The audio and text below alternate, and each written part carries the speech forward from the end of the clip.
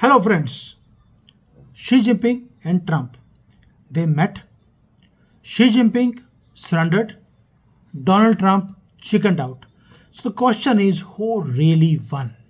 Because in this war, optics are important. First of all, we have to understand what happened in that meeting and what were the optics. From the optics, you will understand who really won this war. Trump flew to Busan, South Korea. Xi Jinping also showed up. And the first thing they do is they shook hands. But there is something which you did not see. That when the meeting was finished, no joint statement was issued. Secondly, Xi Jinping did not even come out to see off Donald Trump. That itself shows that the protocols were broken, and this is a statement from Xi Jinping that you do not hold the cards. In Asian diplomacy, these gestures they matter a lot, and Beijing knows how to play. Before that, Modi also was supposed to meet, Indian Prime Minister was supposed to meet Donald Trump in Malaysia in ASEAN meeting. He did not go. He did not want to waste his time on Donald Trump. Then Donald Trump reaches Japan. His plane lands, but no official came to receive him. No red carpet, nothing at all. Very cold Japanese snub. That means Asia has started showing Donald Trump and to the West. Now you cannot dictate your terms. So let's see now what actually happened in that meeting between Xi Jinping and Donald Trump and who really won. Let's cut through the noise because a lot of things are being spoken from both the sides. Donald Trump is saying, I won. China is completely silent. They do not speak that quickly because this was not a peace deal. It was not a Cold War agreement. This was a ceasefire. Because Trump, he walked into this meeting after threatening that 100% tariffs are coming. And he walked out giving concession of 110%. Means a president who wanted to put 100% has reduced the tariff from 47% on China to 37%. That means a concession of total 110. This is not victory. This is called retreat. And Beijing, what did they lose? Beijing agreed to buy soybeans, 12 million tons right now. And in the next 3 years, they will buy 25 million tons. It sounds very good. But what is the catch? The catch is that 12 million tons was what China was buying traditionally. So China basically promised to do what it was already doing. And Trump is declaring he won. You can understand what kind of president he is. Now, second point which was discussed was rare earth reality check.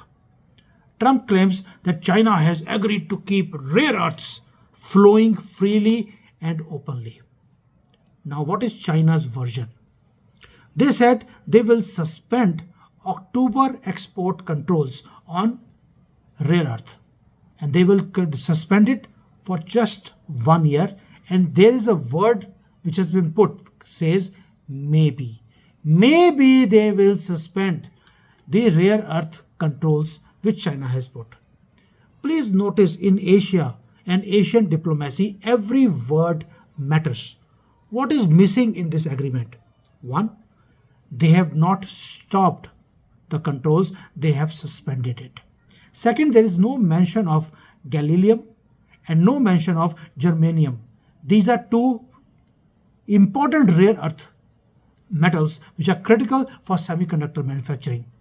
And China still controls them. Trump got rare earth elements agreement, but a vague promise that maybe we will keep on flowing the rare earths. Xi Jinping kept the leverage in his hands. And Donald Trump, he has nothing to prove. Now, what else was discussed and what not discussed? Donald Trump, when he went to Busan or to his Asia trip, he announced one thing. He will talk about Taiwan. He will bring China on the knees. But here is where it gets interesting. Taiwan was not even mentioned in this meeting. The biggest flashpoint between USA and China relations is Taiwan. And Taiwan was not even in the menu card. Second was, I will ask China to stop Russian oil. Russian oil sales to China, complete silence. Nvidia chips, I will not let Nvidia sell it to China. Nvidia, those chips which China is desperate to buy, Trump chickened out under pressure from his own team. And he has allowed Nvidia chips and other chips to sell to China.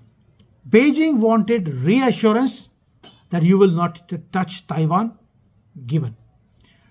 They wanted chips, they got it. And what did Trump get? One photo shaking hands with Xi Jinping. Now here is where it gets interesting. There are some structural problems also. And this is very important from an Indian strategic point of view. America is structurally dependent on China for rare earth, for medicines. And China has a monopoly on these items, from rare earth elements as well as processing. Washington, has talked for this for over a decade, that we will not allow you to have a monopoly. But nothing changed. China still controls more than 90% of rare earth elements. And Chinese manufacturers, they have also started doing one more thing. They have started diversifying from American market to alternate markets like India, Middle East, Africa, Latin America, Australia. They are not leaving any country to chance, even Europe. They don't need America anymore the way America needs China, because America has stopped their factories and foolishly transferred them to China over the last 20 years. Now China also learned one lesson in this meeting. Let's talk about soybean. Trump calls this a win for American farmers. But Beijing also learned a very big lesson, that soybean can be used as a political pressure point on Donald Trump. So next time anything China needs from America, they will just squeeze the farmers in America, and American president will be on their knees. Plus, China is being supported by Brazil and Argentina. They're also betting. They've reduced the prices of soybean so that it becomes cheaper and American soybean cannot be sold. Again, China has options for soybean and American farmers have none. Now, in this whole scenario, you will also notice one thing, that before also Donald Trump has done deals with China. But there are timelines. There are specifics in the agreements. Implementation mechanisms are discussed. This time, only a handshake, false promises, no details, and no enforcement. Trump only went into this meeting threatening two things. I will put 100% tariff. And secondly, he also said there will be a nuclear war. I will test my nuclear weapons. China does not even care. So now all this has happened in Busan. But what does it mean for India? India is also watching very closely. India has learned three things in this meeting. One, the American tariff threat, it can be negotiated as you want because Beijing proved it. Second, China's rare earth monopoly is a leverage, and India has also started to reduce their dependency on China's rare earth because we can be held hostage anytime. And third is that deals, maybe it is vague. Donald Trump will always say, I won. But the only thing you need to do is have a patient game. Play the game long, the way China is playing. So India learned three big lessons. Look at the language. Language is important, and Trump was asked, how do you rate this meeting? He said, I rate 12 out of 10. And he called it an honor to meet Xi Jinping. Beijing's reply, cold, technical, zero praise of Donald Trump. That means one leader is seeking validation and the other one is putting his own terms. Trump collapsed and Xi Jinping made him collapse on his feet. If you look at the language of Japanese and the Koreans also, you will know how they have dealt with Donald Trump. This time, with the treatment Asia has given to American president, he will not forget for the next 3 years, till the time he is a president. And I feel he's never going to come to Asia again because he knows he is being snubbed. So the bottom line is, who won? Let us be clear. Trump won because he got a photo and he got soybean promises. So to his country people, he will say, I won. Xi Jinping knows Trump did not win. Taiwan, unresolved. Russian oil, not even mentioned. Critical minerals, still under Chinese hands. This is not a peace program. It's a pause. Until the next temper tantrums from Trump. And China will go for the kill next time. India, they learned a lesson.